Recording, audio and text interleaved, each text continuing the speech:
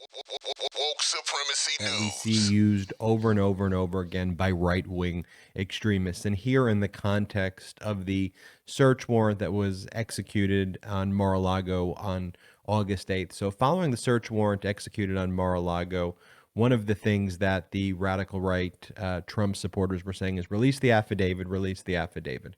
In the case before the magistrate judge Reinhardt, who signed the search warrant, there was absolutely no documents that were filed whatsoever by Trump to release the affidavit. But based on a motion filed by the interveners, and the interveners were the media in this case, not Trump, the judge Reinhardt, magistrate judge, asked the government to put forward redactions and a series of redactions.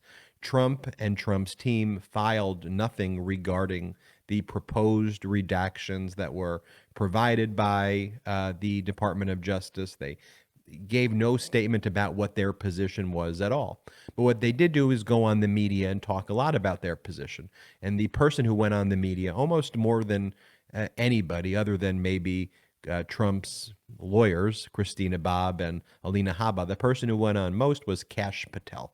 Now, just to give you a brief primer on who Kash Patel is, Kash Patel was appointed to the Chief of Staff of the Secretary of Defense, the acting Secretary of Defense, Christopher Miller, leading up to the 2020 election. And really, Kash Patel was supposed to be this extremist henchman put in to try to support a lot of these efforts in connection with the big lie and the efforts to overturn the results of the 2020 election. Well, following the search warrant executed at Mar-a-Lago, Kash Patel was out in the media saying, look, I'm the one who was aware that Donald Trump waved his magic wand and declassified everything. I was in the room when that happened.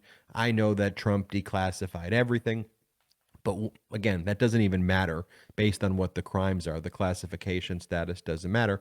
But one of the things that Kash Patel had even said over and over again, I'll show you the video of it, is how these redactions that were going to be on the affidavit that could be released, that the whole affidavit should be released, or there definitely should not be redactions. You know, redactions are just these black boxes that are put over the words in the affidavit to try to keep things confidential. And there's a variety of reasons that you would keep the affidavit to be confidential. It's very rare that an affidavit is even released pre-indictment. I mean, there's Rule 6E, grand jury materials not supposed to be released.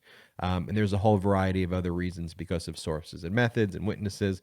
You don't want to give your strategy and the way that a potential criminal investigation can be undermined by showing the criminal what the steps of your investigation have been to date, like who are the informants, for example.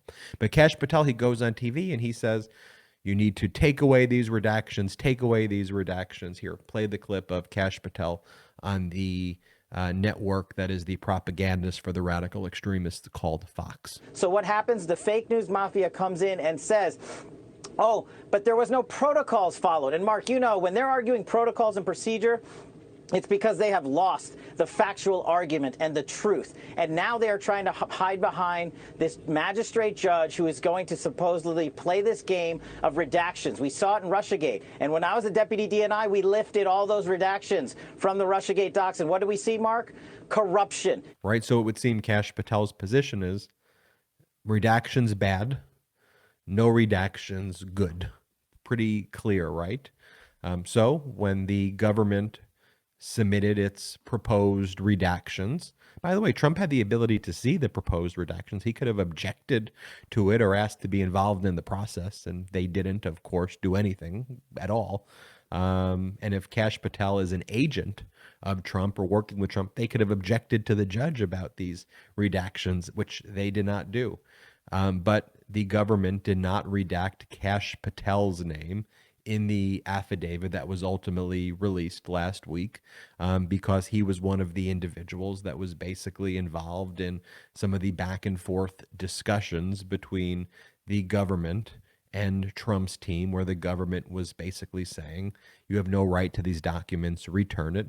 And Trump's team was giving the middle finger and saying, we can do whatever the hell we want. And Kash Patel was listed in that as kind of one of the people from Trump's team saying we could do whatever the hell we want, which is something that Kash Patel has said that he had done on TV when he's made TV appearance over TV appearance. So then, of course, what does Kash Patel do when the affidavit is released? Well, he whines and complains like these radical right extremists always do. And this is the gaslighting tactic, as I discussed at the beginning. This is what he says in a press release. First off, this is his logo. It's a K and a money sign and H. Like, how pathetic. Freaking pathetic are these people. Then it goes, today marks another vicious attack from the DOJ FBI, who intentionally jeopardized my safety by unredacting my name in the most reviewed search warrant in history of the United States. It then goes on to say cartel of corruption is what he refers to. The FBI and the DOJ is about really law and order. So, and then you have Trey Gowdy. Where's Trey Gowdy been? You remember this guy, Trey Gowdy? He was the one who did the whole Benghazi investigation.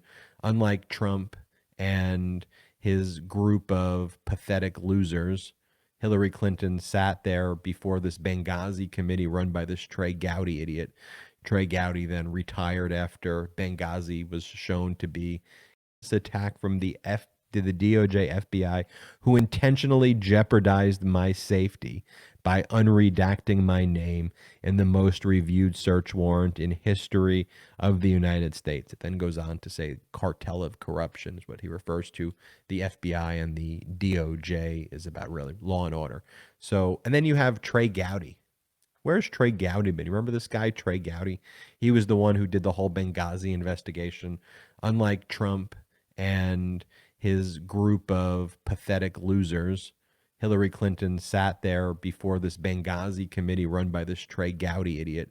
Trey Gowdy then retired after Benghazi was shown to be kind of a completely political, partisan attack by the right wing. But what did Hillary Clinton do? Unlike these Trump and his people, she sat there for like 11 hours, 12 hours, answered every single one of the question, never took the Fifth Amendment at all, and answered every question truthfully and honestly, as she always did in all of the investigations, answered the questions, cooperated, the exact opposite of what Trump and his people do, who obstruct and obstruct and obstruct. So let's play this clip of Trey Gowdy. He goes on Fox and he parrots the talking point of Kash Patel about how the FBI endangered Kash Patel by unredacting his name. Play this clip.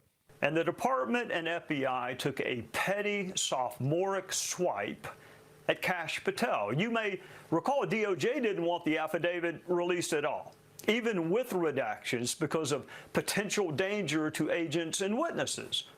And then DOJ left Kash's name unredacted, thereby endangering a witness. And they wonder why people think there's a double standard. You know, as I see clips like that, I'm reminded by this quote over and over again by Joe Lockhart. And Joe Lockhart said this very early in the process of the search warrant affidavit being filed and the search warrant becoming known to the public. And this was on August 8th. I think Lockhart wrote this about a day or two after August 8th. We didn't even know much information. He goes, if you think that the Republicans are going to feel shame or be embarrassed by any of the things that they've said so far, which are going to be proven to be false, you've missed the plot for the past 4 years under Trump. They don't care. It's lie after lie, gaslight after gaslight. And they'll say, redact it, unredact it, redacted and unredacted. Why? Oh, I want you to release it. Oh, don't release it. It doesn't matter. It's a constant gaslighting cycle where they lie over and over and over again, which is why we need to call them out when they do it, not let them get away with it. And look, will there be 25 or 30% of the population of this country, no matter what you do, will want to find their way down a conspiracy rabbit hole and look at people like Kash Patel and look at people like Trey Gowdy or Trump's team of incompetent lawyers and idiots and that pathetic group and go, oh, that's my team, that's my crew, sure. But I'm telling you, there is the majority of this country that is not for that crap. And we need to be speaking and getting through to independents and people who may not follow the news every single day and let them know that's who they are. All we really care about is law and order, following the right processes, not lying, not gaslighting, and pursuing the ends of justice where the ends of justice lead. That's what we're all about here on the Midas Touch Network, and that's why we appreciate you for joining us in this movement. Make sure you hit the subscribe button right now. Subscribe to the Midas Touch Network and support the fastest growing independent media movement that you are all a part of. Thank you so much. This has been Mycelis from the Midas Touch Network. Midas Touch is unapologetically pro-democracy. And look, we know you are too. So please make sure you check out our best-selling shirt and our best-selling gear, the unapologetically pro-democracy gear. And hey, while you're at it, make sure you check out my favorite shirt and one of our most famous designs. It wasn't rigged, you're just a loser. At store.midastouch.com.